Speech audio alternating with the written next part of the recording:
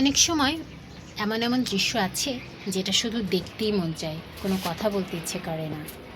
আমারও ঠিক তেমনই অবস্থা।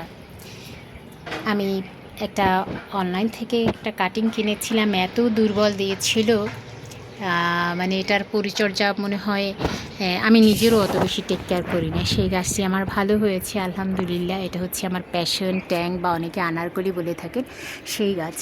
আর তবে যত্নাত্তির অভাবে গাছটা একটু আমার রুগ্ন হয়ে গেছে, আর বোরনের অভাবে ফলগুলো এরকম হয়ে যাচ্ছে, কোঁকড়ানো টাইপের হয়ে গেছে। কিন্তু করব যে, টেক কেয়ার করার জন্য যে এনার্জি দরকার এই মুহূর্তে আমার নেই। বাট আমার জন্য দোয়া করবেন।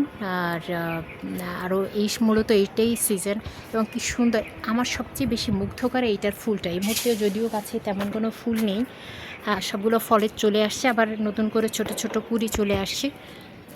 এগুলোই মূলত, এই যে ছোট ছোট এগুলোতে হবে, তখন ফুলগুলো দেখানো যাবে। প্রচুর ফুল এসেছিলো, বাট অ্যাকচুয়ালি অনেকটাই ঝরে গেছে, আর কিছু ফল বেরিয়েছে। আর ইনশাল্লাহ সামনে এই শীতের সময়টাতে আরও অনেক বেশি আসবে, তখন নিশ্চয়ই আমি আপনাদেরকে দেখাবো। আর যদি একটু পরে, এইটা খেতে কিন্তু সত্যি অসাধারণ, এবং এটা যখন সত্যিকার অর্থে একদম খুব পেকে যায় ফলটা, এত চমৎকার স্মেল, যে কোনো পারফিউমকে এটা হার মানাবে। সুতরাং আপনি চাইলে এরকম একটা গাছ কিন্তু লাগাতেই পারেন। এই গাছটা কিন্তু কাটিং থেকে হয়, খুব সহজই হয়। আমি করেছিলাম, কিন্তু আনফর্চুনেটলি সেটা মরে গেছে।